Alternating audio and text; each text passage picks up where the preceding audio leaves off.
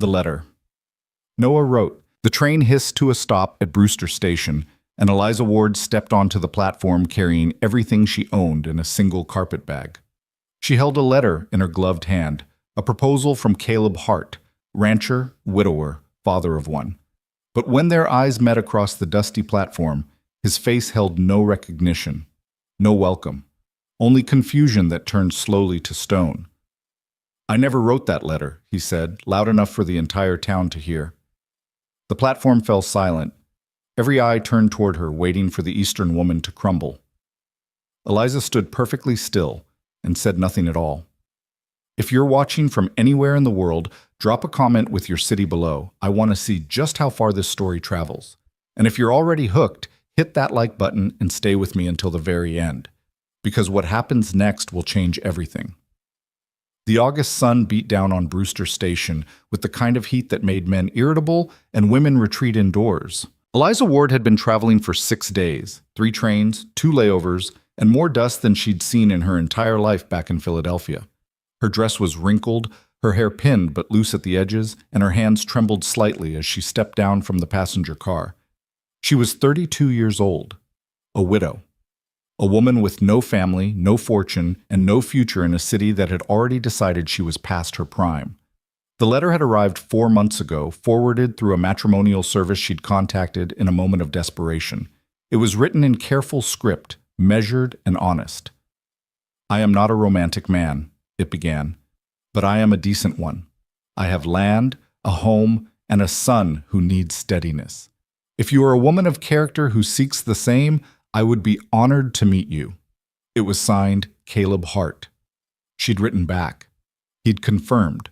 Arrangements were made, and now she stood on a platform in Wyoming territory, scanning the crowd for a man she'd never seen, holding a letter that was apparently a lie.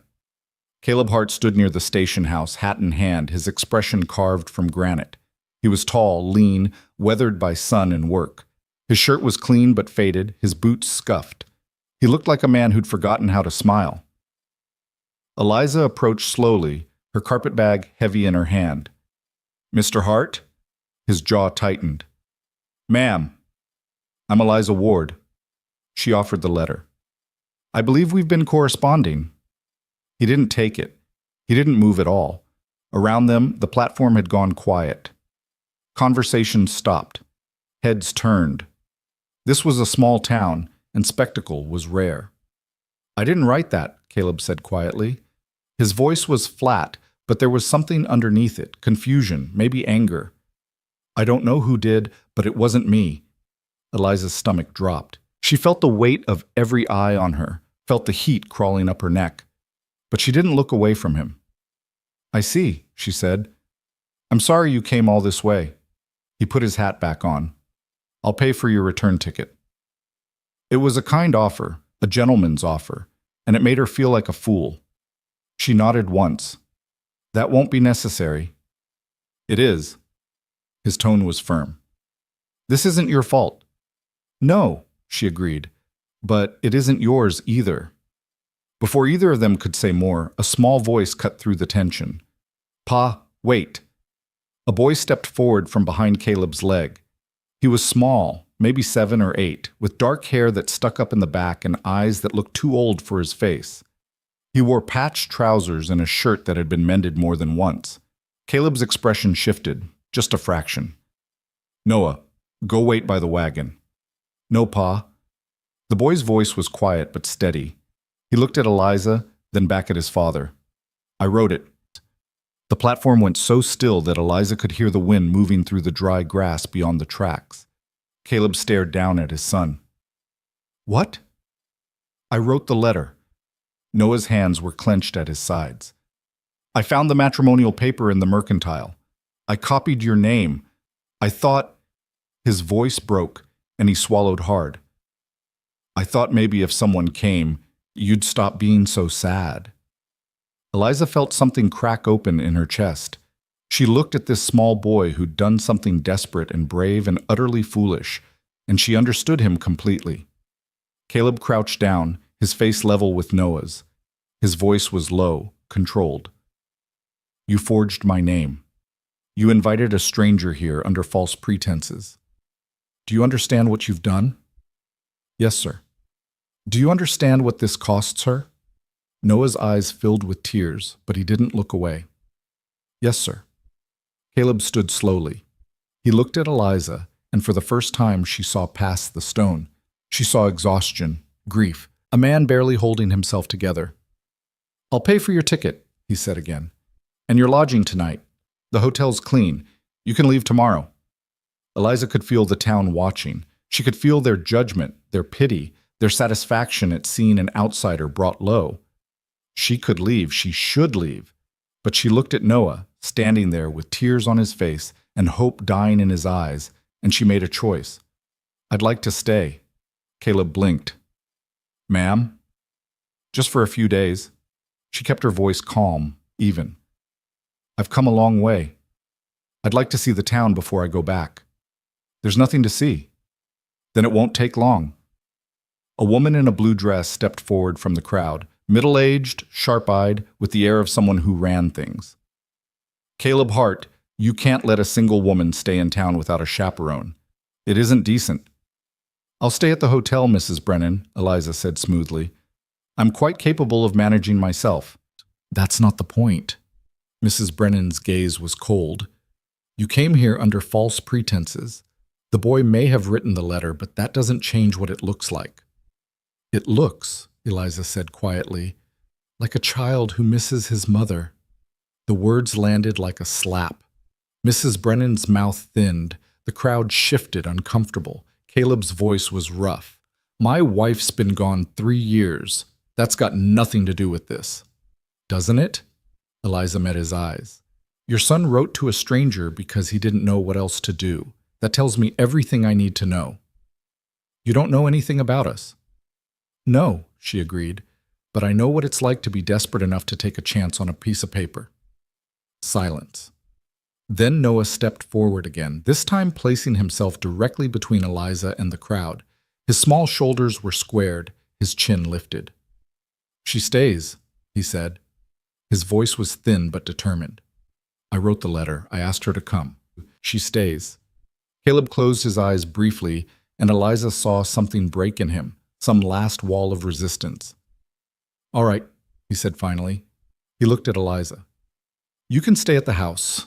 There's a spare room. It's small, but it's private. Mrs. Brennan made a noise of protest. Caleb, she's not staying at the hotel where every traveler and drifter can bother her. His tone was final. She'll stay with us. Noah asked her here. I'll see it through. He turned and walked toward a wagon hitched near the station house. Noah looked up at Eliza with something like awe, then hurried after his father.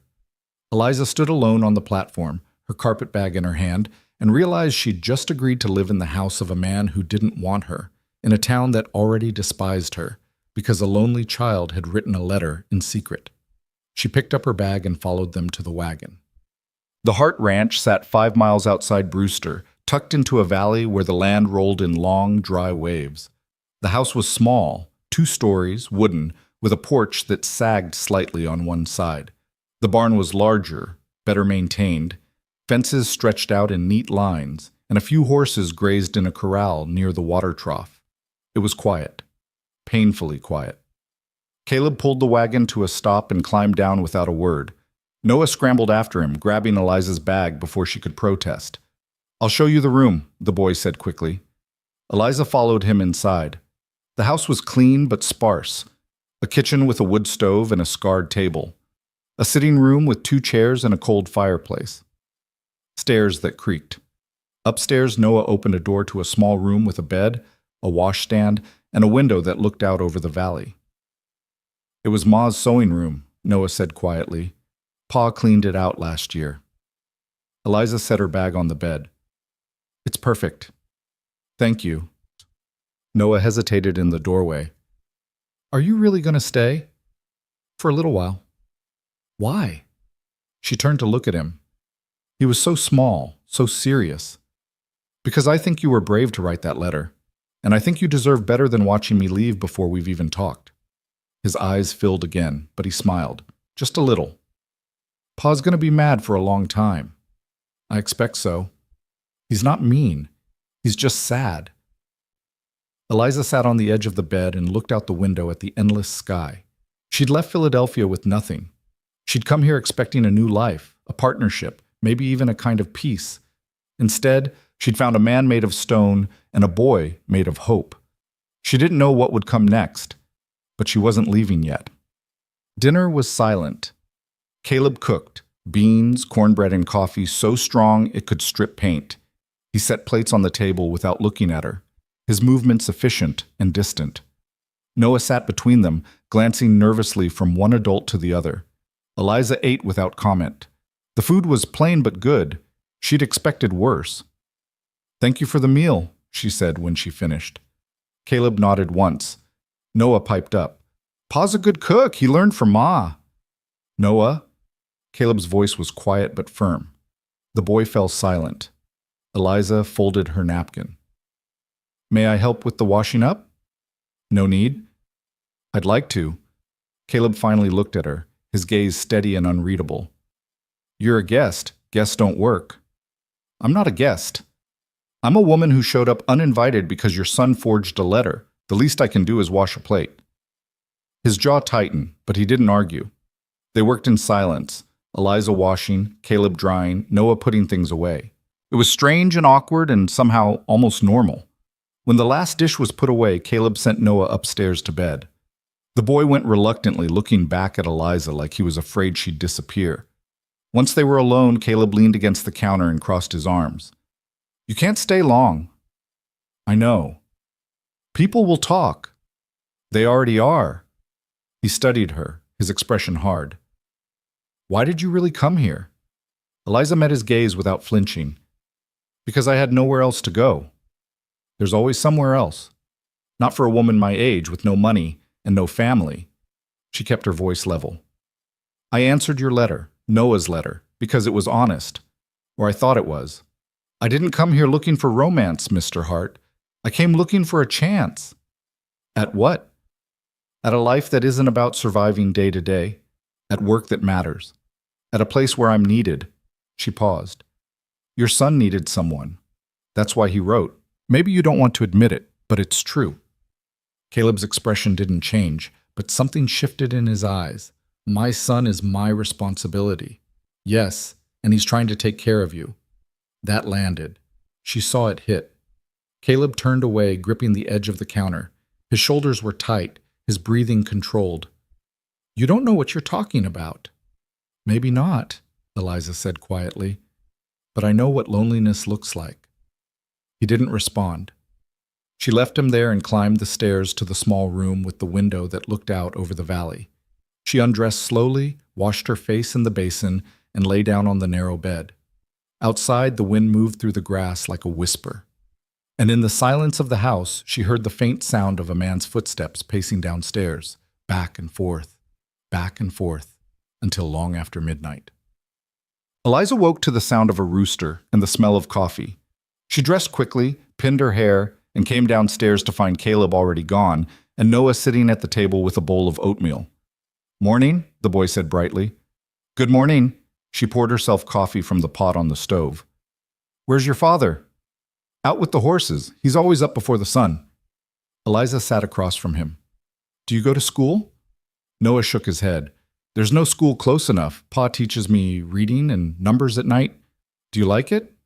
"It's all right." He stirred his oatmeal. "I like stories better than numbers." "What kind of stories?" "Adventures, cowboys and outlaws and stuff." He looked up at her shyly. "Do you know any stories?" Eliza smiled. "A few." They talked while he ate, about books, about Philadelphia, about the things he wanted to see someday. He was bright, curious, hungry for a world bigger than the one he knew. When Caleb came back in, his sleeves rolled up and his hands dusty, he stopped short at the sight of them talking. "Noah, go check the chicken coop." The boy's face fell, but he obeyed. Caleb poured himself coffee and leaned against the counter, watching her. "You're good with him. He's easy to talk to." "He gets attached fast." Eliza met his eyes. "I'm not trying to hurt him." "I know." Caleb's voice was rough. "But you will anyway. When you leave." "Maybe. Or maybe I'll leave him better than I found him." "That's not how it works." isn't it? She stood, setting her cup in the basin. Your son wrote that letter because he's desperate for something you can't give him. I don't know what that is yet, but I know running from it won't fix it. Caleb's expression darkened. You've been here one day, and I've already seen more than you think. Then you should know this won't end well. Maybe, Eliza said quietly, but I'm still here. She walked outside, leaving him alone with his coffee and his silence. And for the first time in 3 years, Caleb Hart wondered if maybe, just maybe, he'd been wrong about something. The days fell into a rhythm that nobody had planned, but everyone seemed to accept. Eliza rose early, made breakfast while Caleb worked the morning chores, and sat with Noah while he practiced his letters. She mended clothes without being asked, swept floors that didn't need sweeping, and kept herself busy in ways that made her presence useful rather than intrusive. Caleb said little. He worked from dawn until dusk, came in for meals, and retreated to silence. But he watched her when he thought she wasn't looking, careful, assessing glances that told her he was waiting for something to break. On the 4th morning, Eliza found Noah in the barn, struggling to lift a saddle onto a fence rail. Here. She took one side and together they hoisted it up. Noah grinned. Thanks. Pa says I gotta be able to do it myself, but it's heavy. It is, Eliza agreed. But there's no shame in asking for help. Pa never asked for help. I've noticed. The boy leaned against the rail, watching her. Do you like it here? Eliza considered the question. The land was harsh, the work endless, the silence heavy.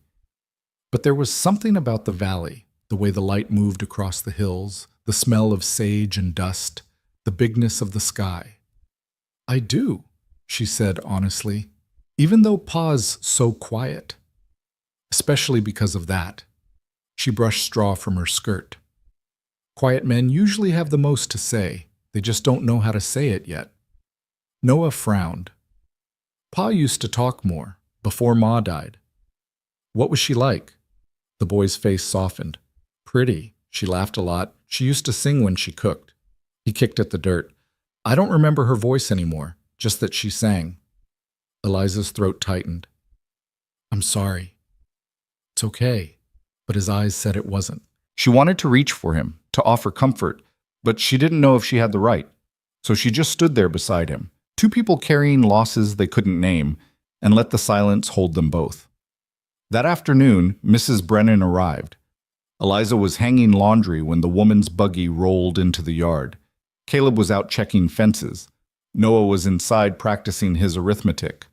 Mrs. Brennan climbed down without waiting for assistance, her expression set like mortar. Miss Ward. Mrs. Brennan. Eliza pinned a sheet to the line. What can I do for you? You can tell me what you're still doing here. Eliza reached for another sheet. Mr. Hart offered me lodging. I accepted. For how long? I haven't decided. Mrs. Brennan's mouth thinned. This town has standards. A single woman living under a widower's roof without a chaperone is improper. I'm staying in a separate room. I help with the household. There's nothing improper about it. That's not how it looks. Eliza turned to face her fully. How it looks, Mrs. Brennan, depends entirely on what people choose to see. People see a woman who came here under false pretenses, took advantage of a child's foolishness, and now refuses to leave. Is that what you see? The woman hesitated, just a fraction. It doesn't matter what I see. It matters what the town thinks. The town, Eliza said quietly, seems to spend an awful lot of time thinking about other people's business. This is a small community. Reputation matters. Then perhaps the community should be more concerned with kindness than reputation. Mrs. Brennan's face flushed. You have no idea what you're talking about. I know that a little boy lost his mother and did something desperate to help his father. I know that instead of compassion, he got judgment. And I know that if this town cared half as much about that child as it does about gossip, we wouldn't be having this conversation. The words hung in the air, sharp and clean. Mrs. Brennan opened her mouth, closed it, then turned on her heel and climbed back into her buggy. She snapped the reins harder than necessary, and the horse lurched forward. Eliza watched her go, her hands shaking slightly. She turned back to the laundry and found Caleb standing near the corner of the house. He'd come back without her hearing, and she had no idea how long he'd been there. "She's not wrong," he said. Eliza picked up another sheet. "About which part?" "All of it." He walked closer, his boots crunching on the dry ground. "People are talking. They think you're here to trap me into marriage." "Are you worried I will?" "No." He said it with certainty. "But it doesn't matter what I think. It matters what they think." "Why?" Eliza pinned the sheet with more force than necessary. "Why does it matter so much what strangers think about your life?" "Because I have to live here. Noah has to grow up here. If they decide we're—" He stopped, searching for the word. "Indecent?" "Yes." Eliza turned to face him. "Mr. Hart, I've been called worse things than indecent. I've been called desperate, pathetic, past my prime, and a burden. I came here because I had nothing to lose. If staying here costs you something, tell me now and I'll leave. But don't ask me to leave because you're afraid of gossip." Caleb stared at her, his expression unreadable. "You're not what I expected." "What did you expect?" "Someone softer." "I was soft once," Eliza said quietly. "It didn't serve me well." He nodded slowly, as if that made sense to him.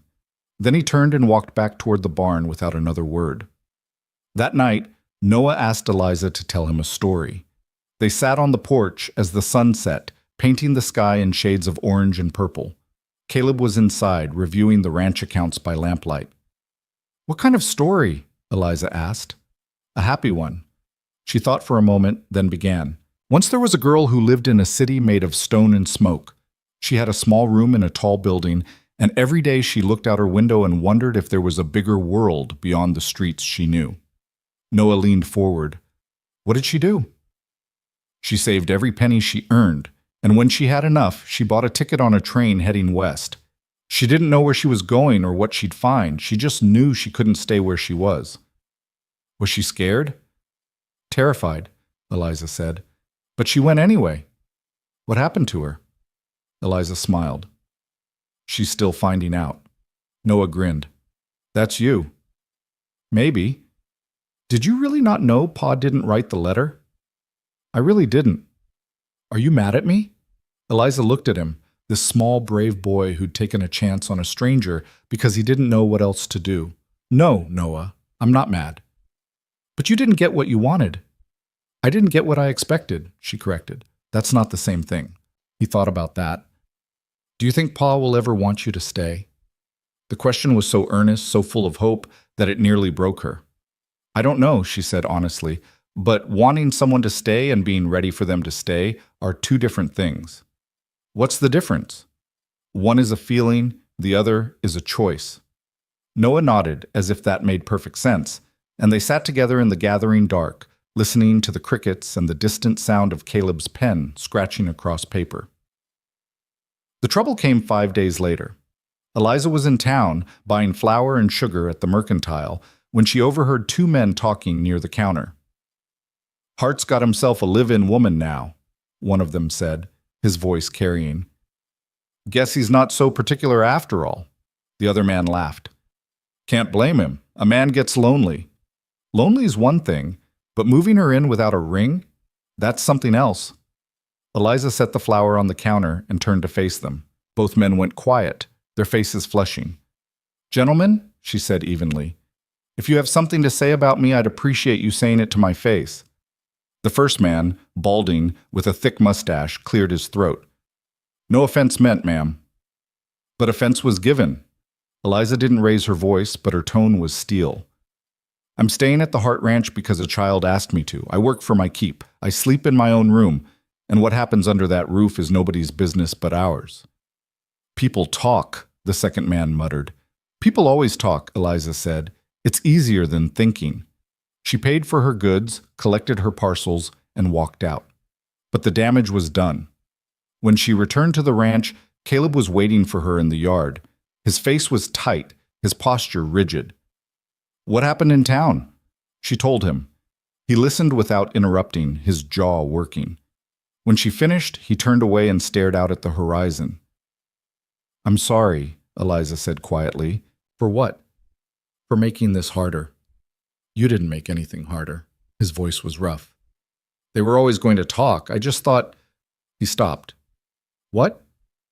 I thought I could keep you separate from it, from them. You can't, Eliza said.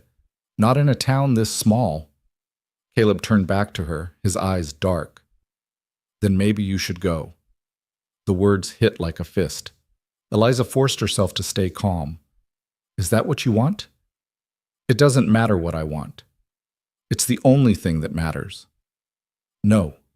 He shook his head. What matters is Noah. What matters is keeping him safe, keeping him from being... He broke off, his hands clenching. From being what? Ashamed. Eliza stepped closer. Of who? You? Me? Of all of it. His voice cracked. His mother's gone. His father's barely holding on. And now there's a strange woman living in our house because he forged a letter. What do you think that does to him? I think, Eliza said slowly, it shows him that people can be kind even when the world isn't fair. I think it shows him that mistakes don't have to ruin everything. And I think it shows him that his father is strong enough to choose what's right instead of what's easy. Caleb stared at her, his breathing uneven. You don't know what you're asking. I'm not asking for anything. She held his gaze. I'm just telling you what I see. He looked away, his shoulders sagging. I can't do this. Can't do what? This. You. Any of it. He gestured helplessly. I don't know how. Neither do I, Eliza said. But I'm still here. Before he could respond, Noah came running from the barn, his face pale.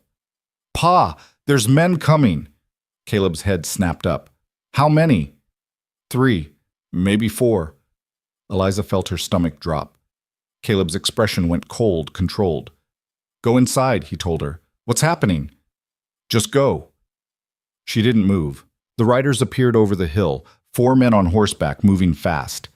Caleb recognized them immediately. The one in front was Tom Brennan, Mrs. Brennan's husband. Beside him rode 2 ranch hands from a neighboring spread, and the 4th man was someone Eliza didn't recognize. They pulled up hard in the yard, dust rising around them. Tom Brennan dismounted, his face set. Caleb! Tom! Caleb's voice was flat. What's this about? We need to talk about your situation here. My situation's my own business. Not when it affects the town. Brennan gestured to the others. We've got concerns about propriety, about example. I'm not setting any example, Caleb said evenly. I'm living my life. With an unmarried woman under your roof. With a guest who's doing no harm. That's not how people see it. Caleb's jaw tightened.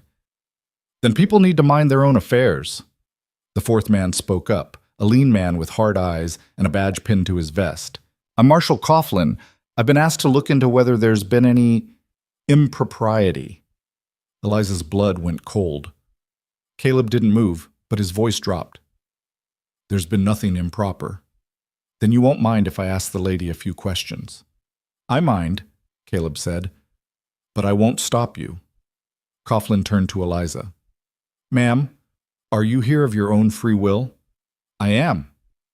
And you're staying in Mr. Hart's home without any arrangement? Eliza felt heat rise in her face. I'm staying in a guest room. I help with household work, that's all. She's lying, Brennan said flatly, or covering for him. Caleb took a step forward. Careful, Tom. It's true, isn't it? Brennan's voice rose. You brought her here under false pretenses. Your boy forged a letter, and now she's living here like what? Caleb's voice was quiet, dangerous. Brennan hesitated. Like something she's not. She's a guest, Caleb said, nothing more. Then make it official. Marry her or send her away. The words hung in the air like smoke. Eliza saw Caleb's fists clench, saw the fury in his eyes, saw him holding himself back from violence by sheer force of will. I won't be threatened on my own land, Caleb said. Coughlin held up a hand.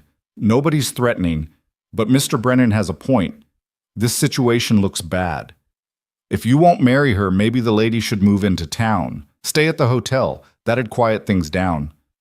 Caleb turned to Eliza. Their eyes moment, she saw everything he wasn't saying, the fear, the exhaustion, the weight of trying to protect everyone and failing. She could leave. She should leave. It would solve everything. But Noah was standing in the doorway behind her, watching, and she couldn't let him see her run. "I'll stay at the hotel," she heard herself say. "If it helps." Caleb's expression went blank. "Fine."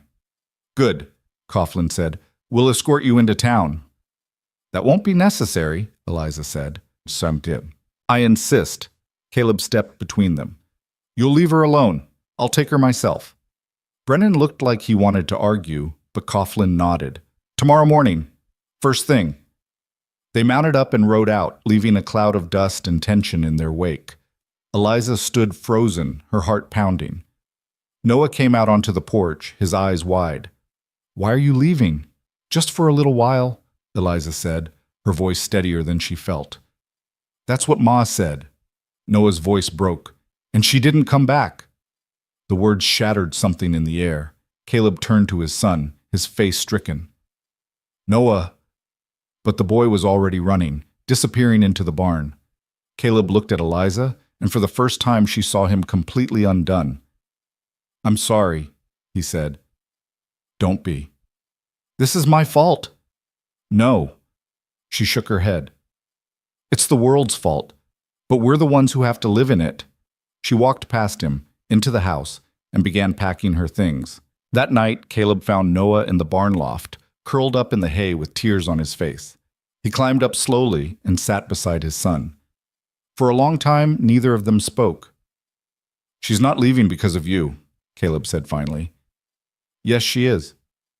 "No, she's leaving because people won't let her stay." He paused. "There's a difference." Noah wiped his eyes. "I thought if she came, you'd be happy again." Caleb felt something crack in his chest. "I know." "Are you mad at me?" "No." He pulled Noah close, feeling the boy's small body shake with sobs. "I'm not mad. I'm just tired." "Of me?" "Of everything." Caleb's voice was rough. "But not you. Never you." They sat together in the dark, and Caleb realized that he'd been trying so hard to protect his son from pain that he'd forgotten how to let him feel anything else. In the house, Eliza lay awake on the narrow bed, listening to the wind and thinking about choices. She could leave tomorrow, go back east, start over somewhere else. But when she closed her eyes, she saw Noah's face, saw the hope dying in his eyes, and she knew that some things mattered more than safety. When morning came, Caleb loaded her bag into the wagon without a word. Noah sat between them, silent and pale. The ride into town was long. The sun climbed higher, turning the air heavy and still. At the hotel, Caleb carried her bag inside and paid for a week in advance. The clerk gave them both a knowing look that made Eliza's skin crawl. Outside, Noah threw his arms around her waist and held on tight. "Don't forget me," he whispered. "Never," she promised. Caleb stood apart, his hat in his hands, his face unreadable. "Thank you," Eliza said, "for everything." He nodded once. Then he climbed into the wagon and they drove away. Eliza stood on the dusty street, watching them go, and wondered if doing the right thing was supposed to feel this much like breaking. The hotel room was clean but lifeless. A bed, a chair, a washstand, and a window that looked out onto the main street. Eliza unpacked her few belongings and sat on the edge of the bed, listening to the sounds of the town below, wagons rattling past, voices calling to one another, the ordinary noise of people living their ordinary lives. She had never felt more alone. 3 days passed in a fog of sameness. She took her meals in the hotel dining room, enduring the stares and whispers of the other guests. She walked through town with her head high, buying thread and fabric she didn't need just to have something to do. And every evening she sat by the window and watched the road that led out of town, hoping to see a familiar wagon that never came. On the 4th morning, there was a knock at her door. She opened it to find a young woman standing in the hallway, barely 20, with red hair pinned loosely and a basket over her arm. "Miss Ward, I'm Annie Cooper. I work at the Mercantile." She held out the basket. "I brought you some bread. Fresh this morning." Eliza blinked, caught off guard. That's very kind, but I didn't order any. I know. Annie's smile was tentative but genuine. I just thought you might like it, being new in town and all. Eliza took the basket slowly. Thank you. Annie hesitated. May I come in? Just for a moment? Eliza stepped aside and the girl slipped into the room, glancing nervously at the door as if afraid of being seen. I don't mean to intrude, Annie said quickly, but I wanted you to know that not everyone in town thinks badly of you. Just most of them. Annie winced. It's not personal. People here they're scared of things they don't understand. A woman traveling alone, staying with a widower, it doesn't fit how they think things should be. And how should things be? Safe? Predictable. Annie sat in the chair by the window. My mother died when I was 12. My father raised me and my 3 brothers on his own. People talked then too, said it wasn't proper, said he should remarry or send me to live with relatives. She looked down at her hands. He didn't. He kept us together, and people eventually stopped talking. Eliza sat on the bed. Why are you telling me this? Because I saw what happened in town. When those men came for you, Annie's voice was quiet, and I saw Noah Hart's face when his father drove away. That boy's been carrying the weight of his mother's death for 3 years, and when you came, I saw him smile for the first time since the funeral. Eliza felt her throat tighten. I didn't mean to make things harder for them. You didn't. The town did. Annie stood. I just wanted you to know that some of us see what you did. Staying when you could have left. Helping when you didn't have to. That takes courage. Or foolishness. Maybe both. Annie moved toward the door, then paused. If you need anything, come find me at the Mercantile. And don't let them drive you away. She slipped out before Eliza could respond. Eliza sat alone with the bread, still warm from the oven, and for the first time since coming to town, she didn't feel quite so invisible. That afternoon, she was walking past the church when she heard shouting. A group of men had gathered near the town hall. Tom Brennan, Marshall Coughlin, and several others she didn't recognize. And in the center of them stood Caleb, his face like carved stone. Eliza stopped, her heart hammering. You can't just ignore this, Hart, Brennan was saying. The boy forged your name. That's fraud. He's 8 years old, Caleb said evenly.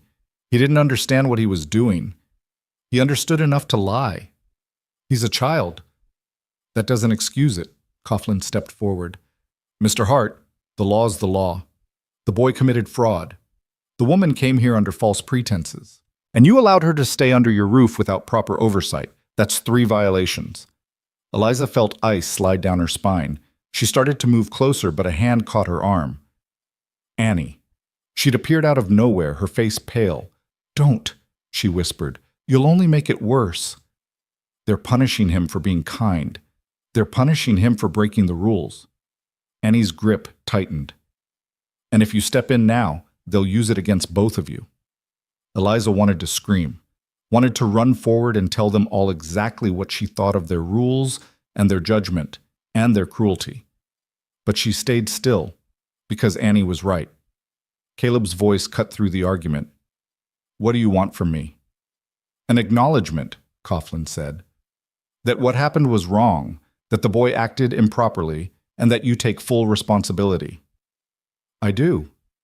Publicly. Caleb's jaw tightened. Fine. And there's the matter of restitution. Brennan's voice was cold. The woman traveled all this way on a false promise. She's entitled to compensation for her trouble. I already paid for her return ticket. That's not enough. She gave up her life in Philadelphia.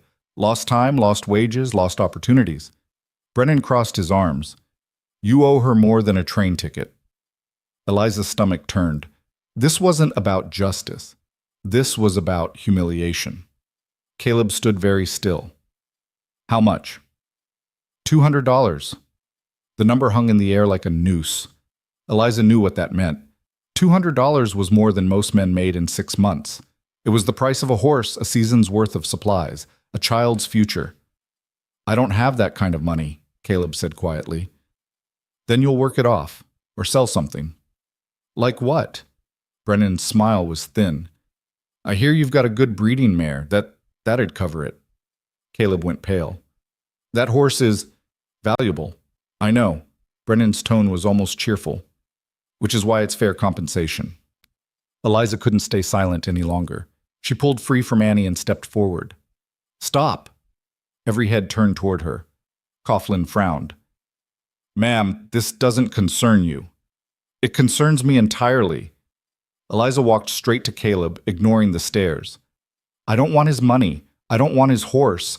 I came here of my own free will, and I stayed of my own choice. He owes me nothing. The law says otherwise, Brennan said. Then the law is wrong. Eliza's voice was steady, cold. You want someone to punish? Punish me. I'm the one who accepted the invitation. I'm the one who stayed when I should have left. Mr. Hart tried to send me away. I refused. That's not what happened, Caleb said sharply. Isn't it? She looked at him. You offered me a return ticket the moment I arrived. You told me I couldn't stay. I insisted. Because I had nowhere else to go. She turned back to Coughlin. If there's been any impropriety, it's mine. Not his, not the boys. Mine. Coughlin studied her, his expression unreadable. You're saying you manipulated the situation? I'm saying I took advantage of a child's kindness and a man's honor. The lies tasted like ash, but she forced them out. If anyone should pay restitution, it's me. You don't have $200, Brennan said flatly. No, but I have time. Eliza lifted her chin. I'll work it off. Whatever needs doing in this town, I'll do it. But you'll leave Mr. Hart and his son alone. Silence fell over the group. Caleb was staring at her like she'd lost her mind. Eliza, don't. It's done. She didn't look at him. Do we have an agreement, Marshal? Coughlin glanced at Brennan, who looked deeply unsatisfied. What kind of work?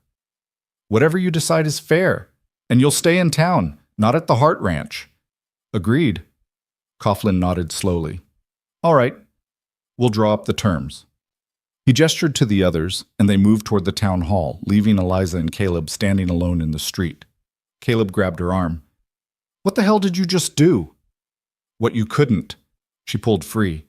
I gave them someone to blame. You just sold yourself into servitude. I bought you your freedom. Her voice shook. You and Noah. That's all that matters. You don't owe me anything. I owe that boy everything. She finally looked at him, and her eyes were fierce. He wrote that letter because he wanted to save you. The least I can do is make sure he doesn't lose you in the process. Caleb looked like he wanted to argue, to rage, to tear the whole situation apart, but his voice came out broken. I can't let you do this. You can't stop me. Eliza stepped back. Go home, Mr. Hart. Take care of your son, and let me do what I came here to do. She turned and walked away before he could see her cry. The terms were drawn up that evening. Eliza would work off her debt through labor, cleaning, cooking, mending, whatever the town required. She would be paid a small wage, most of which would go toward the $200. At the current rate, it would take her nearly 2 years to clear the debt. She signed without hesitation. Annie found her afterward, sitting on the hotel steps in the dark. You're insane, the girl said, sitting beside her. Probably. 2 years. I've survived worse. Annie shook her head. Why would you do this? Eliza didn't answer right away. She watched the stars appearing one by one in the darkening sky and thought about a little boy who'd written a letter in secret because he didn't know how else to ask for help. Because someone had to, she said finally. The work started the next morning. Mrs. Brennan had drawn up a list of tasks that would have broken most women. Eliza was to clean the church, wash linens for the hotel, mend clothes for anyone who asked, and help prepare meals for community events. The wages were minimal, the hours long, and the work backbreaking. Eliza did it all without complaint. She scrubbed floors until her hands bled. She hauled water until her shoulders screamed. She mended torn shirts and patched worn trousers until her eyes burned from the close work by candlelight. And through it all, she kept her head high and her mouth shut. The town watched her with a mixture of suspicion and grudging respect.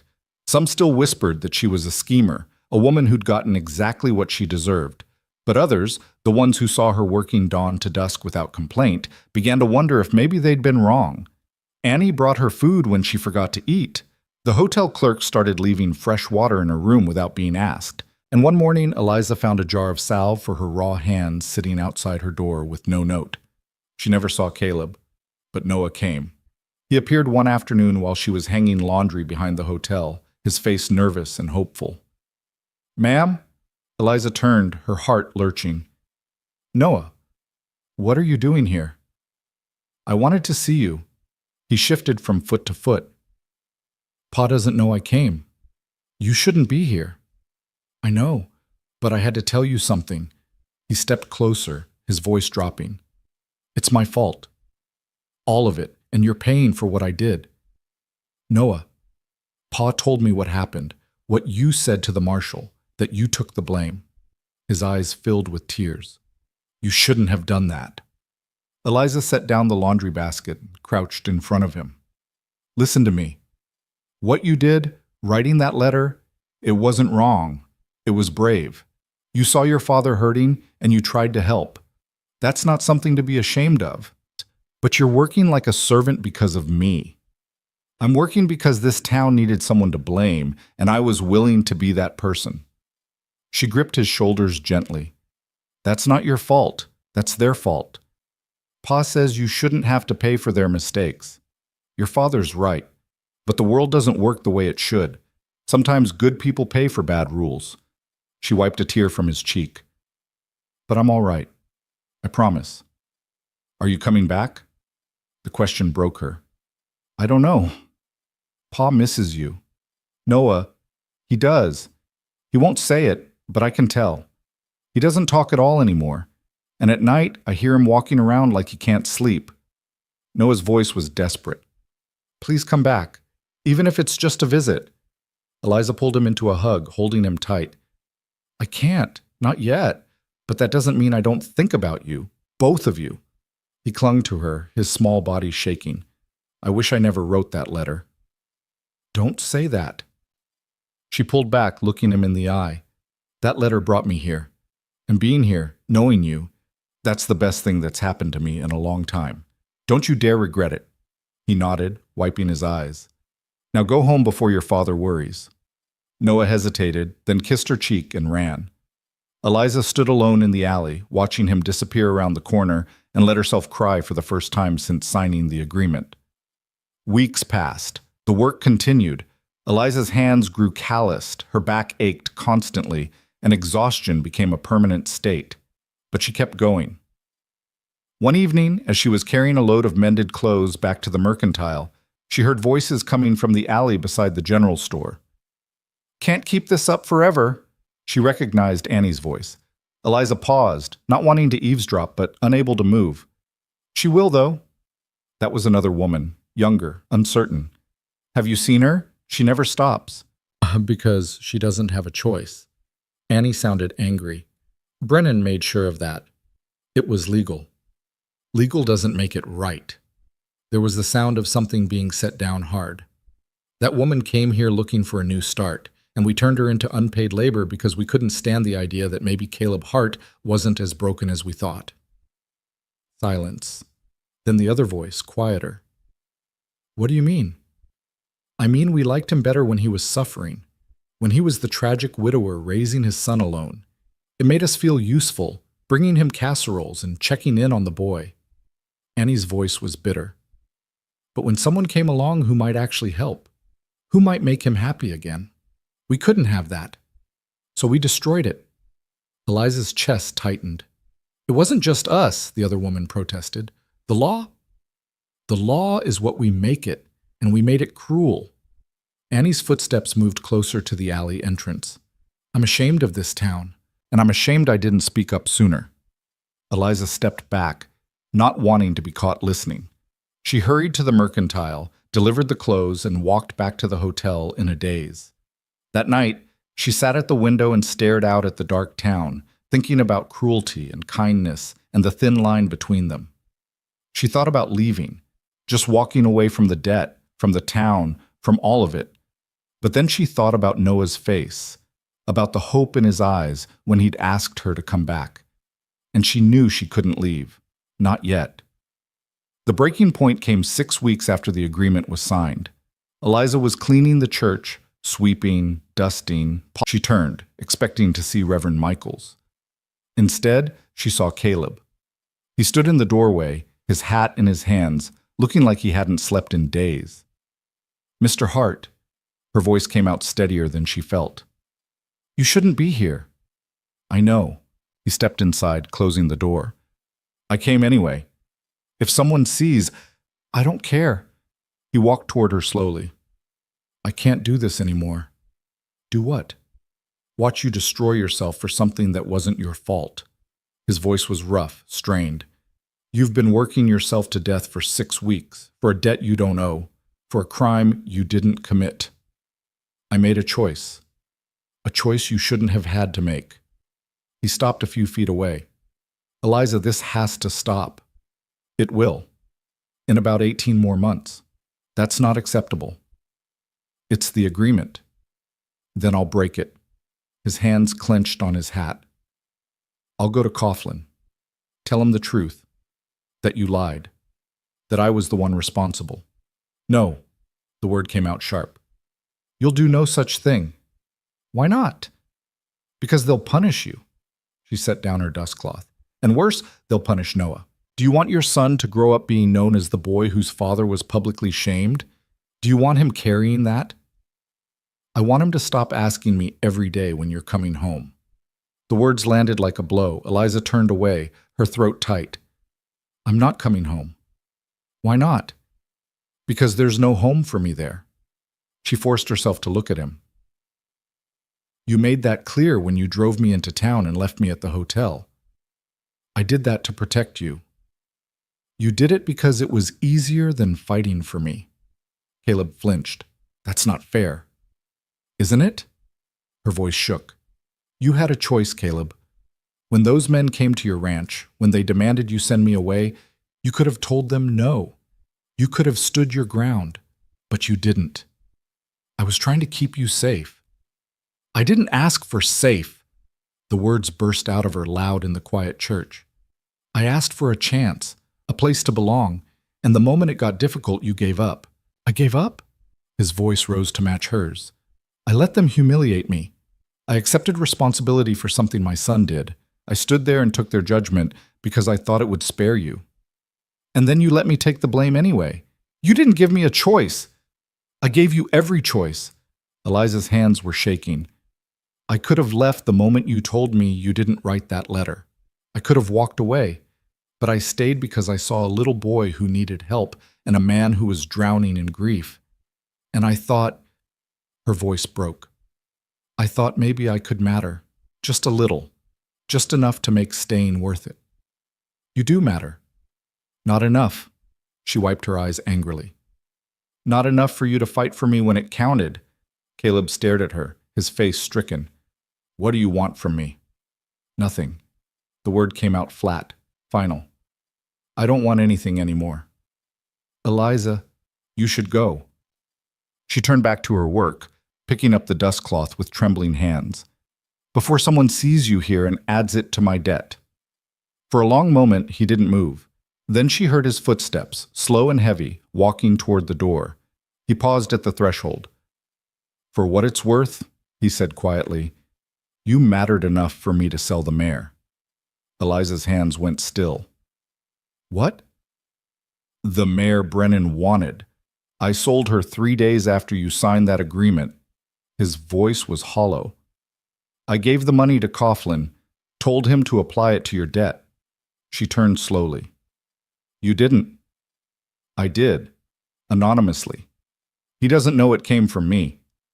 Caleb met her eyes. "It won't clear the debt entirely, but it'll cut the time in half." Eliza couldn't breathe. "Why would you do that?" "Because I'm a coward when it comes to standing up in public, but I'm not a coward when it comes to protecting you." He put his hat on. "I'm sorry I made you think otherwise." He left before she could respond. Eliza stood alone in the church, her heart hammering, and realized that everything she thought she knew about Caleb Hart had just shifted. That night, she went to see Marshal Coughlin. He received her in his small office, looking surprised and wary. "Miss Ward, what can I do for you?" "I want to know about the payment made on my debt." Coughlin's expression went carefully blank. What payment? Don't play games with me, Marshall. Someone paid a significant sum toward my debt. I want to know who. That's confidential. Is it legal to accept anonymous payments? It's unusual, but not illegal. He leaned back in his chair. Why does it matter? Because I want to know if I'm in someone else's debt now. You're not. The payment was made with no strings attached. He studied her. Does it bother you that someone helped? It bothers me that someone felt they had to. Eliza sat down without being invited. I made an agreement. I'm honoring it. I don't need charity. Even if it means your freedom comes sooner. Freedom isn't freedom if it's bought by someone else. Coughlin was quiet for a moment. Then he pulled out a ledger and opened it. The payment cut your debt almost in half.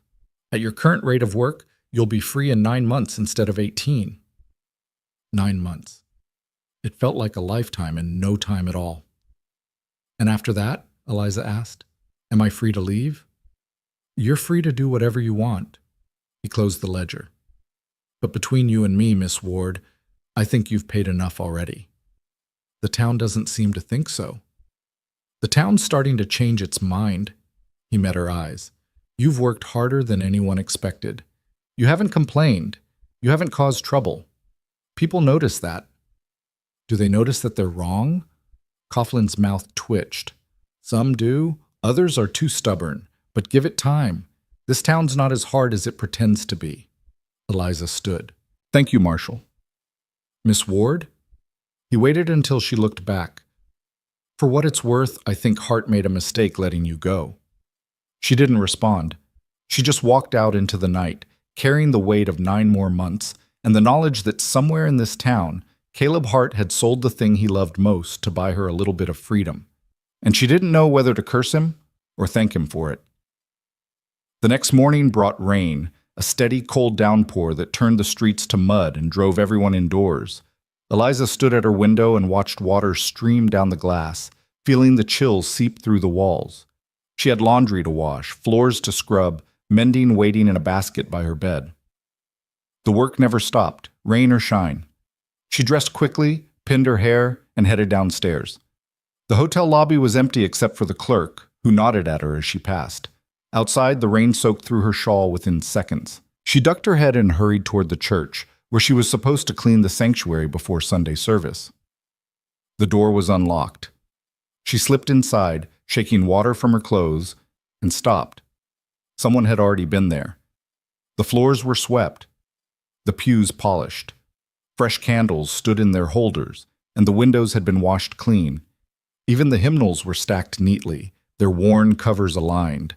Eliza stood dripping in the doorway, confused and oddly unsettled. Looking for work? She spun around. Reverend Michaels stood in the doorway to his office, a slight smile on his weathered face. I was supposed to clean this morning, Eliza said. Someone beat you to it, came before dawn. He walked toward her, his steps slow and measured. Left no name, just did the work and disappeared. Who? I have my suspicions. He studied her with kind, knowing eyes. But I think you might already know. Eliza's throat tightened. She looked around at the spotless church, at the care evident in every corner, and felt something crack in her chest. Why would he do this? She whispered. Because guilt has a way of making men do things they can't say out loud. Michaels gestured to the pews. Sit with me a moment? She hesitated, then nodded. They sat in the front row, the rain drumming on the roof above them. For a long time, neither spoke. I've known Caleb Hart since he was a boy, Michaels said finally. Watched him grow up, marry, lose his wife. Watched him turn into stone trying to hold himself together. He paused. And I watched him start to thaw when you arrived. That's not what happened. Isn't it? The Reverend's voice was gentle. I saw him the day you came, saw the panic in his eyes when he realized what his son had done, but I also saw the way he looked at you when you refused to crumble under the town's judgment, like he'd forgotten people could be that strong. Eliza stared down at her hands, raw and red from work. He let them send me away. He did, and it's been eating him alive ever since. Michaels leaned back. Some men fight with words, some with fists, and some fight the only way they know how, in silence, in secret, in ways that cost them everything but their pride. That's not enough. No, he agreed, but it's a start. Eliza looked at him. Why are you telling me this? Because I've been a reverend in this town for 30 years, and I've seen what happens when good people let fear make their decisions. I've seen marriages destroyed, families broken, lives wasted, all because someone was too afraid to fight for what mattered. His eyes were sad. I don't want to see it happen again. What do you expect me to do? I expect you to make your own choice. Not the one the town wants, not the one Caleb wants. Yours.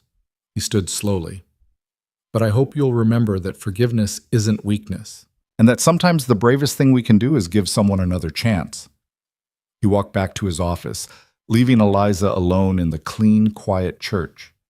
She sat there for a long time, listening to the rain and thinking about chances and choices and the difference between them. The days that followed fell into a strange new pattern. Eliza would arrive at her assigned tasks to find half the work already done. Floors swept, water hauled, firewood stacked, always before dawn, always anonymous. But she knew. The town began to notice too. Annie mentioned it one afternoon while Eliza was mending shirts at the mercantile. Someone's been helping you, the girl said, her tone carefully neutral. So it seems. People are talking. People are always talking, Annie smiled. True, but this time they're saying maybe Caleb Hart isn't as cold as they thought. Eliza's hand stilled on the fabric. They know it's him? They suspect. Nobody's seen him, but who else would it be? Annie leaned closer. Mrs. Brennan's furious. She thinks it undermines the whole point of the agreement. The point was punishment. Exactly. And if someone's easing the punishment, it means the town's judgment meant nothing. Annie's eyes sparkled. I think it's wonderful. Eliza didn't know what to think. Part of her was angry that Caleb thought he could fix things with secret gestures and anonymous help. Part of her was touched that he was trying at all. And part of her, the part she tried hard to ignore, wanted to see him, to talk to him, to understand what he was thinking. But he never showed himself. He was a ghost, helping in silence, and it drove her quietly mad. 3 weeks after the church incident, Eliza was walking back to the hotel after delivering mended clothes when she heard shouting. A crowd had gathered near the town hall. She hurried closer and saw Marshal Coughlin standing on the steps, his face grim. Beside him stood a man Eliza had never seen before, tall, expensively dressed, with the kind of face that expected obedience. Under legal authority, the stranger was saying, his voice carrying over the crowd. The woman is bound by contract, and I've come to collect. Eliza's blood went cold. She pushed through the crowd, her heart hammering. What's going on? She demanded. Coughlin turned to her, and his expression was apologetic. Miss Ward, this is Mr. Edmund Price. He claims to be your former employer. Eliza stared at the man, and recognition slammed into her like a fist. Edmund Price, the Philadelphia lawyer she'd worked for as a housekeeper before answering the matrimonial advertisement. The man who'd promised her wages and security and delivered neither. Miss Ward. Price's smile was cold. How unexpected to find you here. What do you want? Her voice was steadier than she felt. What I'm owed. You left Philadelphia without notice, without fulfilling the terms of your employment contract. That constitutes breach of agreement. I gave you 3 months' notice, which I did not accept. He produced a sheaf of papers from his coat. According to the contract you signed, you were obligated to provide 6 months' notice or pay a penalty of $100. You did neither. The crowd murmured. Eliza felt the ground tilt beneath her. I don't have $100. So I've been informed, which is why I've come to offer an alternative. Price's smile widened. You'll return with me to Philadelphia and work off the debt.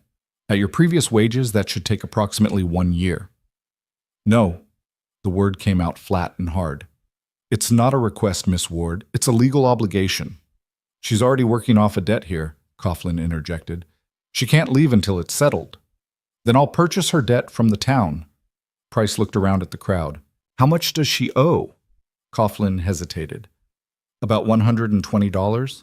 I'll pay it, in full. Today. Price pulled out a bank draft. And in exchange, Miss Ward will accompany me back to Philadelphia to fulfill her original contract. The crowd erupted in whispers. Eliza stood frozen, her mind racing. This couldn't be happening. She couldn't go back to Philadelphia, back to that house, that man, that life of servitude and silence. I won't go, she said. You don't have a choice. She does if she's married. Every head turned. Caleb stood at the edge of the crowd, his hat in his hands, his face set like stone. Price frowned. Excuse me? Caleb walked forward, his boots heavy on the packed dirt. A woman's employment contract is void if she marries. It's the law. Miss Ward isn't married. Not yet. Caleb stopped in front of Eliza, and his eyes met hers. But she will be, if she'll have me. The world went silent. Eliza stared at him, unable to breathe, unable to think. Around them, the crowd pressed closer, waiting. Mr. Hart, she said carefully, what are you doing? Something I should have done weeks ago. His voice was quiet but steady. I'm asking you to marry me. You don't mean that. I do. You're only saying it because of him. She gestured to Price. Because you feel obligated. I'm saying it because I'm tired of being a coward. Caleb's jaw tightened. I let you take the blame for something that wasn't your fault. I let them turn you into a servant because I was afraid of what people would think, and I've spent every day since trying to make up for it in ways that don't cost me anything. He paused. I'm done hiding. If you'll marry me, I'll stand up in front of this entire town and claim you, not out of duty, not out of guilt, but because I choose you. Eliza's eyes burned. You don't know what you're asking. Yes, I do.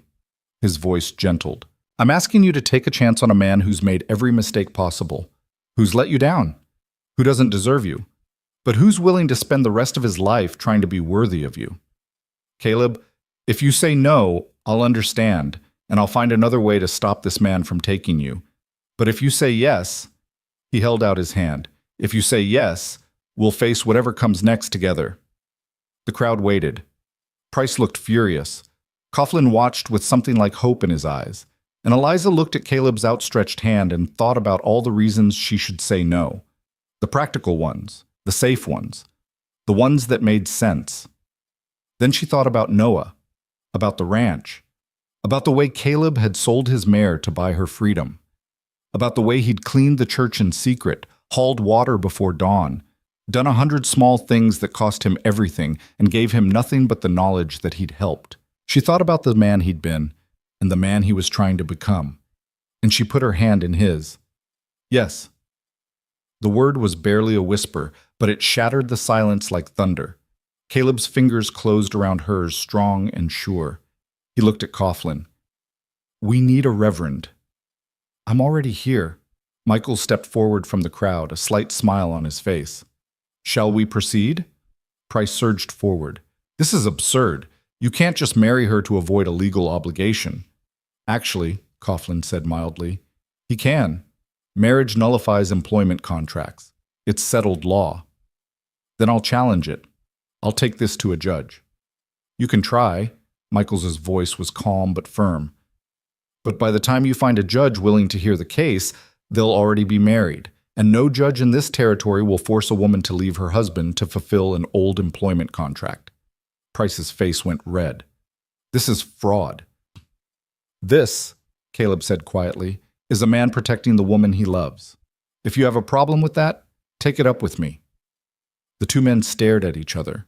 Price was taller, better dressed, wealthier, but Caleb had something Price didn't, the weight of a man who'd finally stopped running. Price looked away first. This isn't over, he muttered. But he turned and pushed through the crowd, his shoulders tight with fury. When he was gone, Michaels gestured to the church steps. Shall we? The crowd followed, buzzing with excitement and shock. Eliza let Caleb lead her up the steps, her hand still in his, her heart racing so fast she thought it might burst.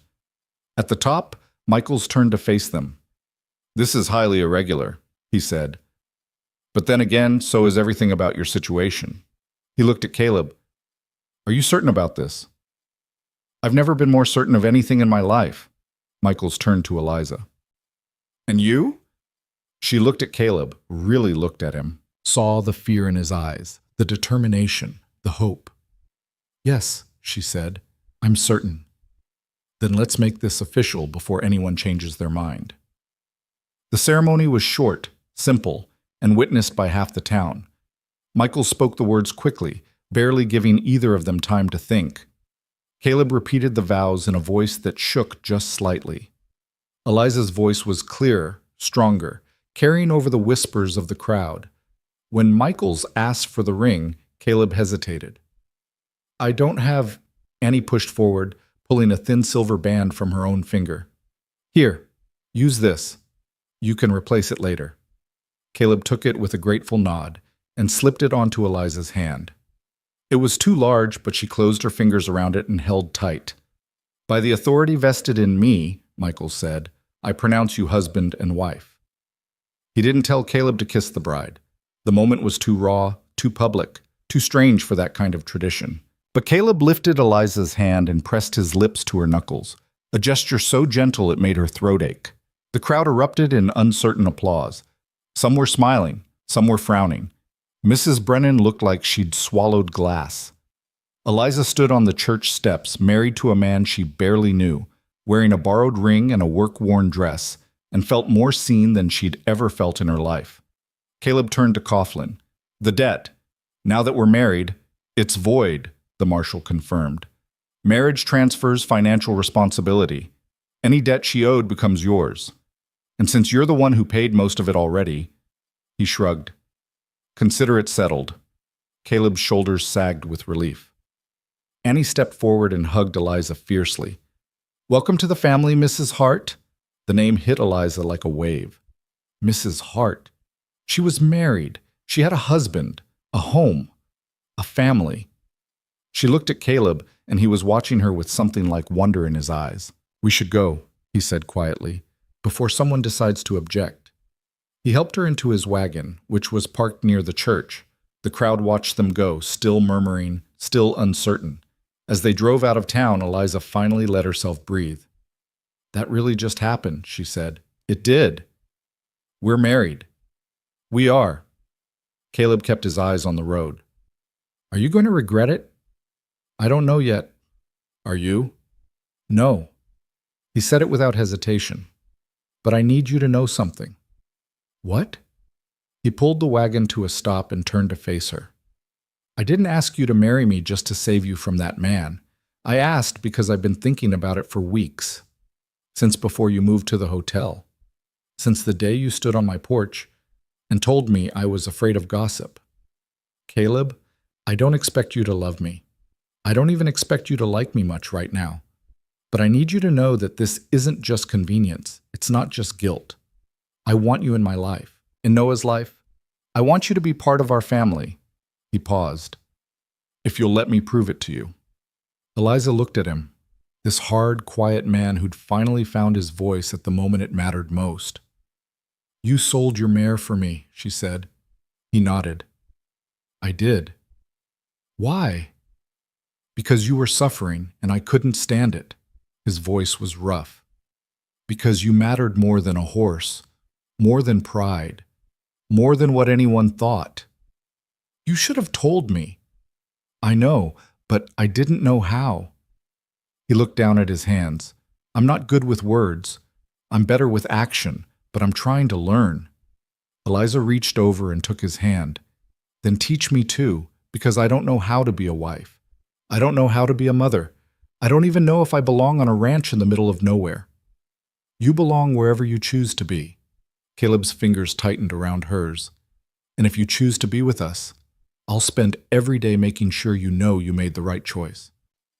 She looked at their joined hands, his rough and scarred from work, hers red and raw from servitude, and thought about all the ways two broken people could build something whole. Take me home, she said. The words felt like a promise. Caleb drove them back to the ranch in silence. But it wasn't the heavy silence of before. It was quieter, softer, full of possibility. When they arrived, Noah was sitting on the porch steps, kicking at the dirt. He looked up as the wagon approached, and his face lit up like the sun. Eliza! He ran toward them before Caleb had even stopped the wagon. Eliza climbed down and caught him as he threw himself into her arms. You're back. You're really back. I'm back, she said, her voice thick. For how long? She looked over his head at Caleb, who was climbing down from the wagon with a small smile on his face. For good, she said. If that's all right with you. Noah pulled back, his eyes wide. Really? Really? Your father and I… She hesitated, not sure how to explain. We got married. The boy's mouth fell open. He looked from Eliza to Caleb and back again. You did? We did, Caleb confirmed, which means Eliza's going to live here, with us, permanently.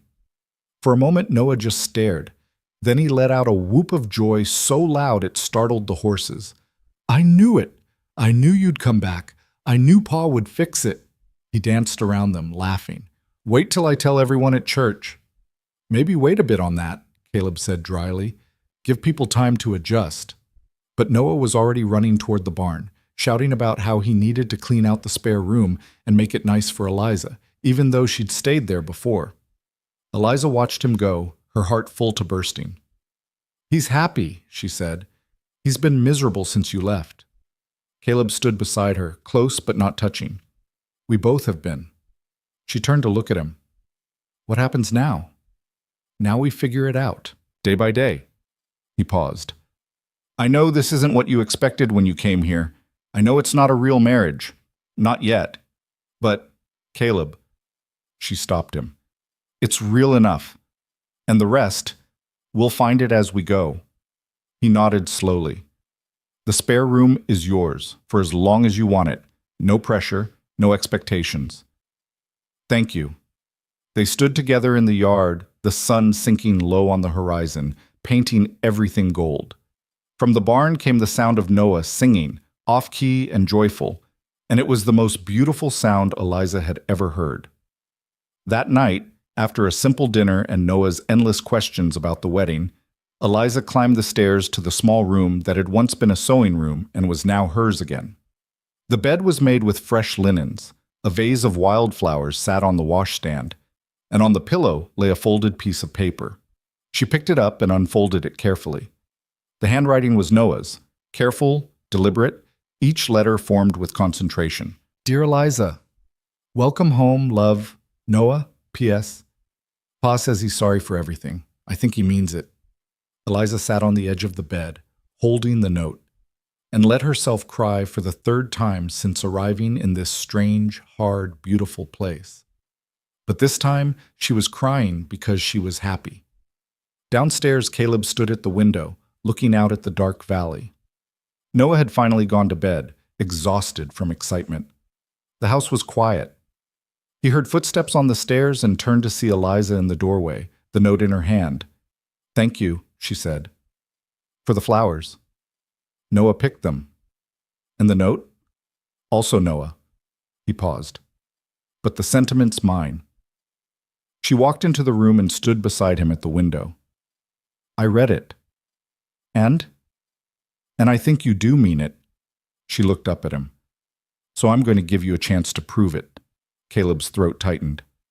I won't let you down. You might. We both might. She smiled slightly. But we'll figure it out together.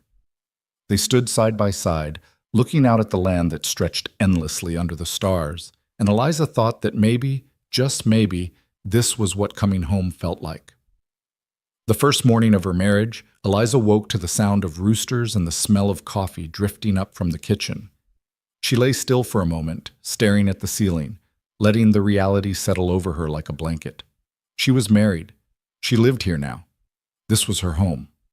The words still felt strange in her mouth. She dressed quickly and came downstairs to find Caleb already at the stove, frying eggs in a cast-iron skillet. Noah sat at the table, swinging his legs and grinning at her like she'd hung the moon. Morning, Ma, he said. Eliza stopped in the doorway. The word hit her square in the chest. Caleb turned from the stove, his expression uncertain. Noah, we talked about this. You need to ask Eliza what she wants to be called. It's all right, Eliza said quietly. She walked to the table and sat across from Noah. You can call me whatever feels right to you.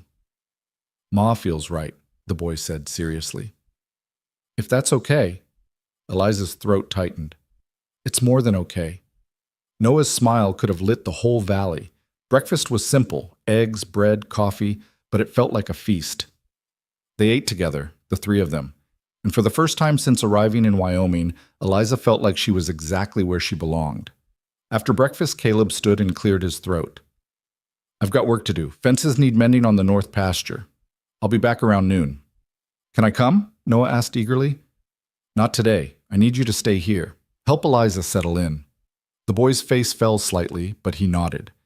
When Caleb had gone, Noah turned to Eliza with barely contained excitement. Want to see the chickens? I've been taking care of them all by myself. She smiled. I'd love to. They spent the morning together, Noah showing her every corner of the ranch with pride. The chicken coop where he collected eggs each morning, the barn where the horses were kept, each one introduced by name and temperament, the small vegetable garden behind the house that had been neglected but could be revived with work. Ma used to grow tomatoes, Noah said, kneeling beside a patch of weeds, and beans, and these yellow flowers she really liked. Marigolds. Maybe, I don't remember. He looked up at her. Do you know how to garden? A little. My mother had a small plot in the city, nothing like this, but I learned some things. Could we fix it? Make it nice again? Eliza looked at the overgrown patch, seeing past the weeds to what it could be. I think we could. Noah's face lit up, and they spent the next hour pulling weeds and talking about what they might plant come spring. It was hot work, dirty work, but it felt good to use her hands for something that would grow instead of something that would just be undone the next day. When Caleb returned at noon, he found them both covered in dirt, laughing over a stubborn root that wouldn't come loose. He stood watching them for a moment, something unreadable in his expression. Then Noah spotted him and waved. Pa, come help, this one's stuck. Caleb walked over, knelt down, and with one strong pull, freed the root from the earth. Noah cheered. Eliza sat back on her heels, pushing hair from her face, and caught Caleb looking at her with an expression that made her breath catch. Thank you, she said. It's just a root. I meant for letting us do this, for not minding that we're changing things. Caleb was quiet for a moment. It's your home now. Change whatever you want. The words were simple, but they carried weight. That night, after Noah had gone to bed, Eliza and Caleb sat on the porch in the cooling dark. The silence between them was comfortable now, broken only by the sound of crickets and the occasional shift of horses in the barn. I've been thinking, Caleb said finally, about the town, about what happened. What about it? People are going to talk about us getting married so fast, about why. He paused. I want you to be prepared for that. I've been talked about before. I'll survive. I know you will, but I don't want you to have to. He turned to look at her. I want to make this right, really right. Not just legally, but in every way that matters. Eliza met his gaze. What are you saying? I'm saying I want this to be a real marriage, eventually, when you're ready. His voice was low, careful. I'm not asking for anything now. I know we barely know each other, but I want you to know that's what I'm hoping for, a real partnership, a real family. Her heart hammered. Caleb, you don't have to answer now. I just wanted you to know where I stand. He stood, picking up his hat. I'll say goodnight. He went inside, leaving Eliza alone with the stars and a feeling in her chest she couldn't quite name. The days turned into weeks, and a rhythm emerged. Caleb worked the ranch, teaching Eliza the routines as she learned them. How to read the weather, how to tell when a horse was favoring a leg, how to mend a fence so it would hold through winter. She proved a quick study, her hands becoming as capable with leather and wire as they'd been with needle and thread. Noah thrived with Eliza there. His laughter came easier, his smiles more frequent. He followed her around like a shadow, helping with chores and asking endless questions about everything from why the sky was blue to what Philadelphia had been like. And slowly, carefully, Eliza and Caleb began to know each other. She learned that he was a man of few words but deep feeling, that he woke before dawn every day and stood on the porch for 10 minutes, just watching the sunrise, that he'd built most of the ranch buildings himself, with his father and brother, before they'd moved on to Montana. That his wife Sarah had died of fever, sudden and brutal, leaving him hollowed out and unsure how to be both father and mother to a 5-year-old boy. He learned that Eliza had been married before, briefly, to a man who died in a factory accident 6 months after their wedding, that she'd worked herself half to death trying to survive in Philadelphia, taking any job she could find, that she'd answered the matrimonial advertisement not out of desperation for marriage, but out of hunger for a life that meant something beyond mere survival. They talked in the evenings after Noah went to bed, their conversations growing longer and deeper as the weeks passed. And sometimes they didn't talk at all, just sat together in companionable silence, and that was enough. 6 weeks after the wedding, a letter arrived. Caleb brought it in from town, his face tight. He handed it to Eliza without a word. She recognized the handwriting immediately. Edmund Price. Her hands shook as she opened it. The letter was brief and venomous. Price wrote that he would not accept her marriage as legitimate grounds to void their contract. He'd hired a lawyer and would be pursuing legal action. He demanded she return to Philadelphia to settle the matter in court, or he would seek a warrant for her arrest on charges of fraud and breach of contract. Eliza read it twice, her stomach churning. Then she handed it to Caleb. He read it slowly, his jaw tightening with each line. When he finished, he folded it carefully and set it on the table. "He can't do this," Eliza said. "Can he?" "He can try." Caleb's voice was flat. "Whether he'll succeed is another matter." "What do we do?" "We fight." He looked at her. "Together." The words settled something in her chest. They rode into town the next morning and went straight to Marshal Coughlin's office. He listened as they explained the situation, his expression growing darker with each detail. "Price is grasping at straws," Coughlin said when they finished. "Marriage voids employment contracts. That's established law. But he might be able to make enough noise that a judge agrees to hear it." "And if that happens," Eliza asked, "then we get a lawyer of our own and fight it properly." He leaned back in his chair. "But that takes money. And time." Caleb was quiet for a moment. Then he said, "How much?" "For a good lawyer, could be as much as $300. Eliza's heart sank. That was more than they had, more than they could afford. But Caleb just nodded. "I'll find it." "Caleb, no, I said I'd fight for you."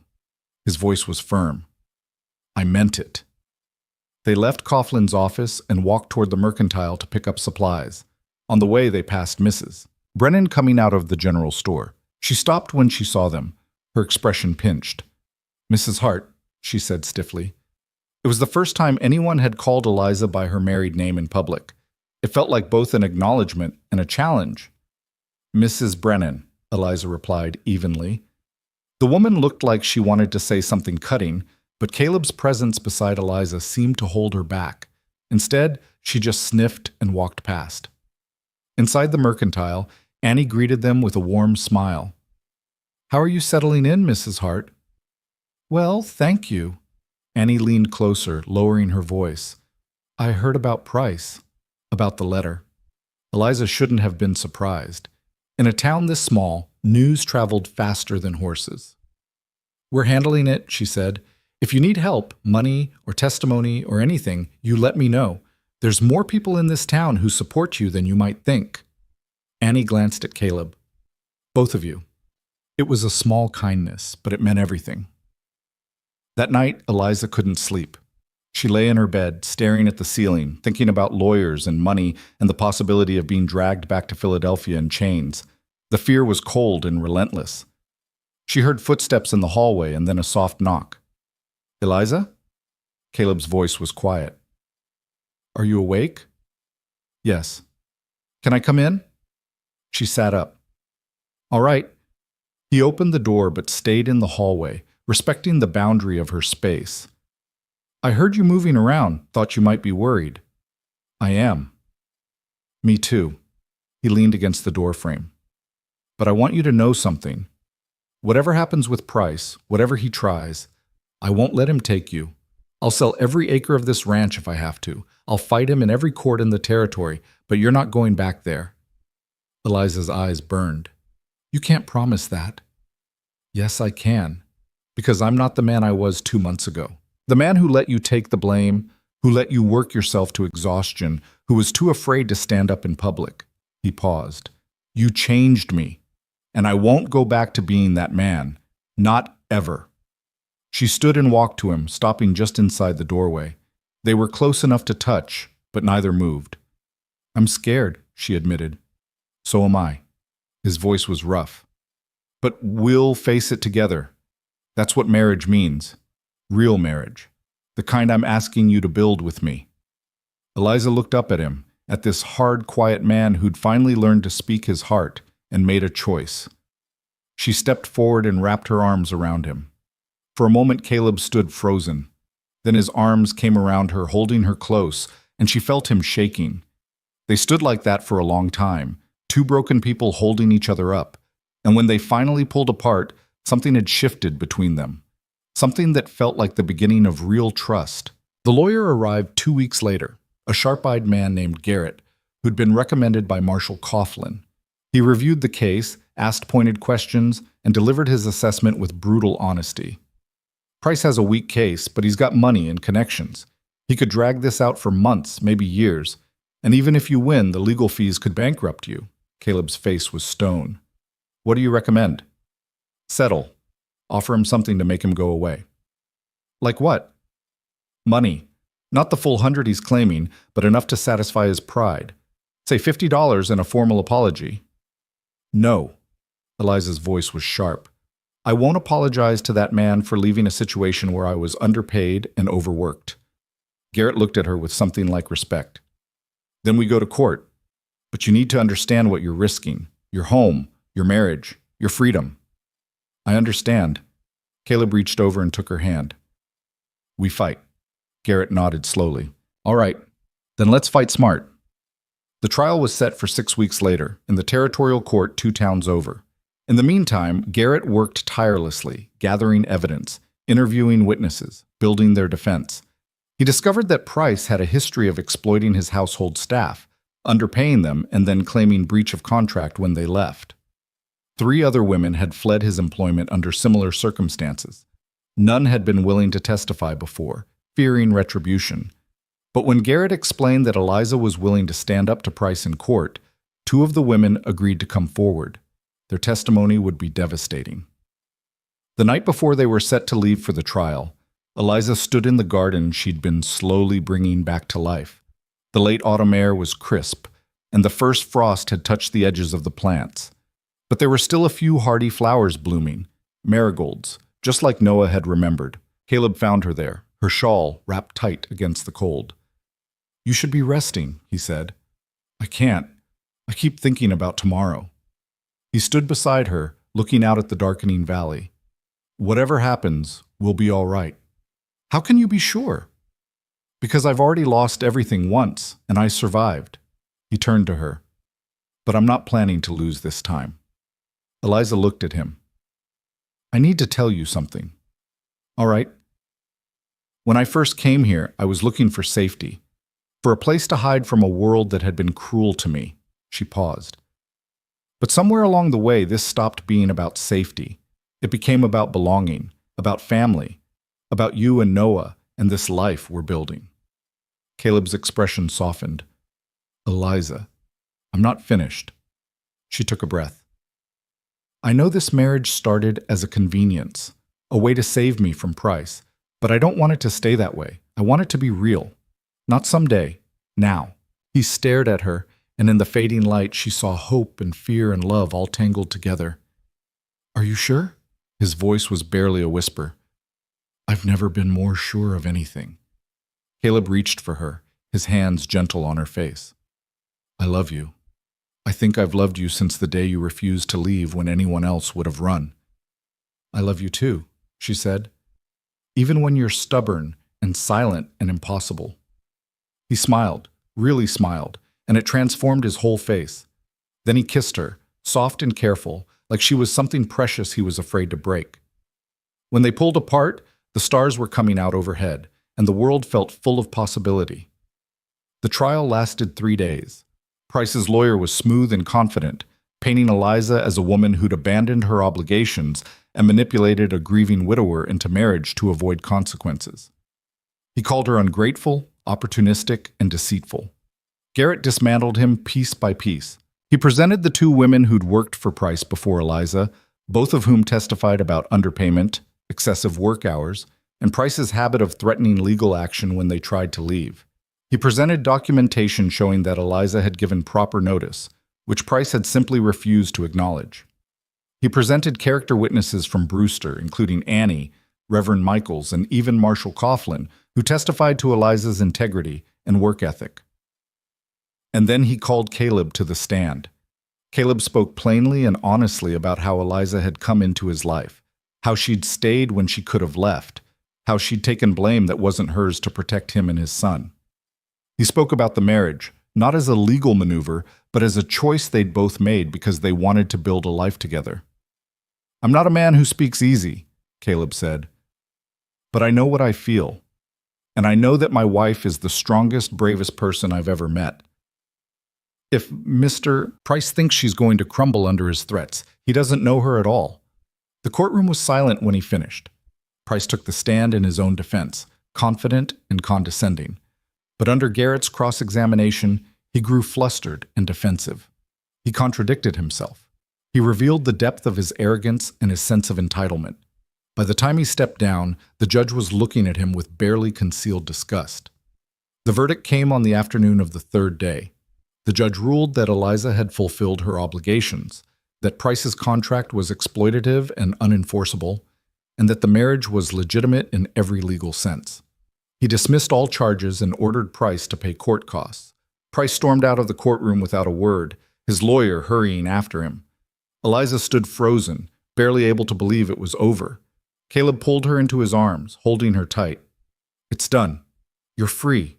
She clung to him, shaking with relief and exhaustion and overwhelming gratitude. Outside the courthouse, Garrett shook their hands and refused additional payment beyond what they'd already given him. "You've paid enough," he said simply. "Go home. Be happy." They rode back to Brewster in the wagon, Eliza leaning against Caleb's shoulder, watching the landscape roll past. The sky was enormous, the air cold and clean. It felt like breathing for the first time in months. When they reached the ranch, Noah came running out of the house, practically vibrating with excitement. "Did you win? Did you?" "We won," Eliza said, climbing down from the wagon. Noah threw himself at her, laughing and crying at the same time. "I knew you would. I knew it." That night they celebrated with a simple meal, nothing fancy, just stew and bread and apple pie that Eliza had made before leaving for the trial. But it tasted like victory. After Noah went to bed, Caleb took Eliza's hand and led her upstairs. Not to the small spare room she'd been sleeping in, but to the larger room at the end of the hall. His room. Their room now. He'd cleaned it, put fresh linens on the bed, and placed a vase of dried flowers on the dresser, marigolds from the garden. "I thought," he said quietly, "if you were ready." "I'm ready," Eliza said. They stood together in the lamplight, and for the first time since Sarah had died, Caleb felt like he was truly alive again. The winter came cold and hard, but the Hart Ranch was ready. Caleb and Eliza worked side by side, preparing for the season, stocking firewood, insulating the barn, preserving food. Noah helped with everything, his cheerful chatter filling the house with warmth even on the coldest days. In town, the whispers gradually shifted. People saw the way Caleb and Eliza worked together, the way they looked at each other, the way Noah flourished under Eliza's care. What had begun as scandal slowly transformed into something else, a story of second chances and unexpected grace. Mrs. Brennan never apologized, but she stopped making pointed comments. Marshall Coughlin tipped his hat to Eliza whenever they passed on the street, and Annie became a regular visitor to the ranch, bringing news and laughter and friendship. One evening in late December, as snow fell softly outside, Eliza sat by the fire with a piece of paper and a pen. Noah was already asleep upstairs, and Caleb was checking on the horses one last time before bed. She wrote carefully, her handwriting neat and measured. "Dear Mother and Father, I know it's been a long time since I've written. I wanted you to know that I'm well. I'm married now to a good man named Caleb Hart. We have a son, not by birth, but by choice, and he's become as much mine as if I'd carried him myself. We have a ranch in Wyoming territory, and while the work is hard, it's honest. I'm happier than I've been in years. Perhaps happier than I've ever been. I hope you're well, and I hope someday you might come visit and see this life I've built. With love, Eliza. She sealed the letter just as Caleb came back inside, stamping snow from his boots. Writing to Philadelphia, he asked. To my parents. I thought they should know I'm all right. He hung his coat by the door and came to sit beside her. Are you? All right? She looked around at the small, warm house, at the fire crackling in the hearth, at the man beside her who'd learned to fight for what mattered. Yes, she said, I really am. Caleb pulled her close, and they sat together watching the fire, listening to the wind outside, feeling the quiet peace of two people who'd found their way home. Upstairs, Noah slept soundly, dreaming of spring and gardens and a family that was whole again. And in the morning, when the sun rose over the valley, painting everything gold, the three of them would wake together and begin another day. Not perfect, not easy, but theirs. The months turned into years. The ranch prospered under Caleb and Eliza's combined efforts. The garden grew lush and productive. Noah grew tall and strong, his laughter a constant presence in their lives. Eliza started teaching him more formally, using books she ordered from back east. Other families in the area heard about it and asked if their children could join. Before long, 3 mornings a week, the Hart Ranch became a small schoolhouse, with 5 children sitting around the kitchen table learning reading and arithmetic and history. Caleb built a small addition to the house, a real classroom with desks and a chalkboard. The town council voted to pay Eliza a small salary for her teaching, officially making her Brewster's first school teacher. She accepted with pride. 2 years after the wedding, on a spring morning when the valley was covered in wildflowers, Eliza discovered she was pregnant. She told Caleb that evening, after Noah had gone to bed. He stared at her for a long moment, then pulled her into his arms and held her so tight she could barely breathe. Are you happy? She whispered. I didn't think I could be this happy, he said, his voice thick. I didn't think I deserved it. You do, she said firmly. We both do. Noah was ecstatic when they told him. He immediately began planning everything the baby would need, drawing pictures of cribs and toys and making lists of names. What if it's a girl? He asked one evening. Then she'll be loved, Eliza said. What if it's a boy? Also loved, Noah grinned. I hope it's both. Twins would be great. Caleb laughed, a sound that had become more common over the years but never lost its power to make Eliza's heart sing. The baby came in early winter, during the first snowstorm of the season. It was a difficult birth, long and painful, but when Eliza finally held her daughter, small and perfect and screaming with fierce determination, she thought her heart might burst. They named her Sarah, after Caleb's first wife. It was Eliza's idea, and when she suggested it, Caleb had cried. Noah held his baby sister with such careful reverence that Eliza had to take a picture with the camera they'd borrowed from town, wanting to preserve that moment forever. She's so small, Noah whispered. You were too once, Caleb said. Was I this loud? Louder. Eliza laughed, exhausted and exhilarated and more complete than she'd ever imagined possible. That night, with baby Sarah asleep in her cradle and Noah finally convinced to go to bed, Caleb and Eliza sat together in their room. Do you ever think about that day at the train station? Caleb asked. When you first arrived? Sometimes. Do you regret it? Any of it? Eliza looked at him, at the man who'd learned to love again, who'd learned to fight, who'd become the partner she'd always needed. Not a single moment, she said. He kissed her forehead. Neither do I. Years continued to pass. Noah grew into a thoughtful young man who loved the ranch but also loved books and learning. When he was 16, he told Caleb and Eliza that he wanted to go to college, to study law, so he could come back and help people like Garrett had helped them. They were proud beyond words. Sarah grew into a spirited child who could outride most of the boys in town and had her mother's fierce determination and her father's quiet strength. The school expanded. More families moved to the area, drawn by stories of good land and a community that valued education. Eliza hired an assistant teacher, a young woman from Denver who'd answered a matrimonial advertisement of her own and found happiness in Brewster. The ranch prospered. Caleb bought more land, built a larger barn, acquired a small herd of cattle. He and Eliza worked as true partners, making decisions together, building something that would last beyond their own lifetimes. And on quiet evenings, when the work was done and the children were settled, they would sit on the porch together, watching the sun set over the valley. And remember a letter written in secret by a desperate boy. Remember a woman who refused to run when running would have been easier. Remember the choice to fight instead of surrender. Remember the moment when convenience became commitment and commitment became love. One evening, many years after that first meeting at the train station, Eliza found an old letter tucked into a book she was reading. It was the original letter Noah had written, the one that had brought her to Wyoming. She read it again, seeing the careful handwriting, the earnest words, the hope of a child who'd wanted nothing more than to make his father smile again. Caleb came up behind her, reading over her shoulder. "He saved us both," Eliza said quietly. "He did." Caleb wrapped his arms around her.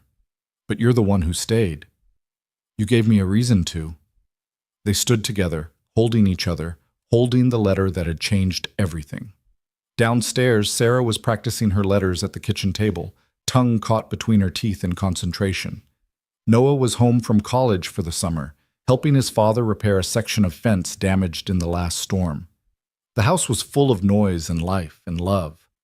And in that moment, Eliza understood what she'd been searching for all those years ago when she'd answered a matrimonial advertisement from a man she'd never met. Not safety, not security, not even happiness, exactly, but belonging. The deep bone-certain knowledge that she was exactly where she was meant to be, with exactly the people she was meant to be with, living exactly the life she was meant to live. It hadn't been easy. It hadn't been simple. It certainly hadn't been what she'd expected, but it was hers, and that made all the difference.